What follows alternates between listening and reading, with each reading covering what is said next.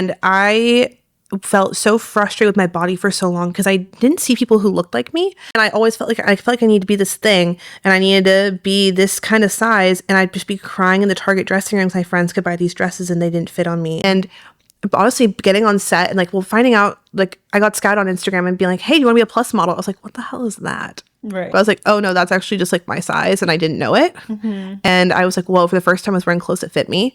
And for a lot of ways that was healing. Oh, I don't need to change. And oh, where my size sits is actually like a good place to sit because I can work and make money at this size. In a lot of ways it was really good for me actually. But then of course, you know, there's the, as we talked about, like the comparison games and all of that. And it just, that's definitely hard to navigate and definitely can make you feel very alone because it was the one thing I could control and control my image of and not need someone else to tell me it's enough.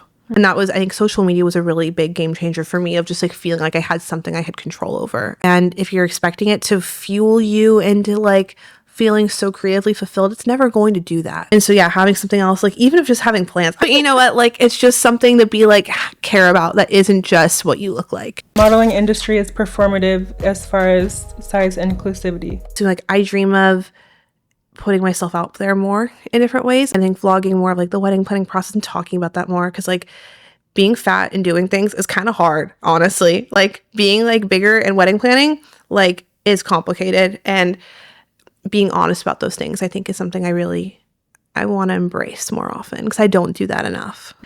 I came into this, I mean, yeah, like I didn't come into this being like, I want to compete on America's Next Top Model. I came into this, someone DM'd me on Instagram. I was like, sounds fun. But then like it became so much bigger than that to me of feeling represented for the first time. And that was like the first feeling I ever had about the fashion industry. And I hope to be that for other people. Yeah, just getting to show people that like life isn't going to end because you're fat.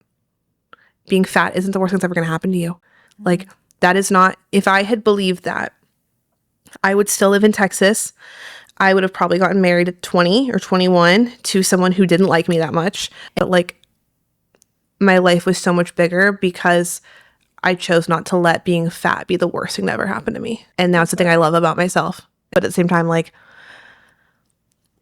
yeah, just pushing past that is the best thing that ever happened to me. And I hope that's my imprint that like, you'll be okay. I don't care what your body looks like, but you will be okay. And your dreams aren't too big. So many women and girls need to hear that because we're so held back by just our shell, and our shell is not who we are.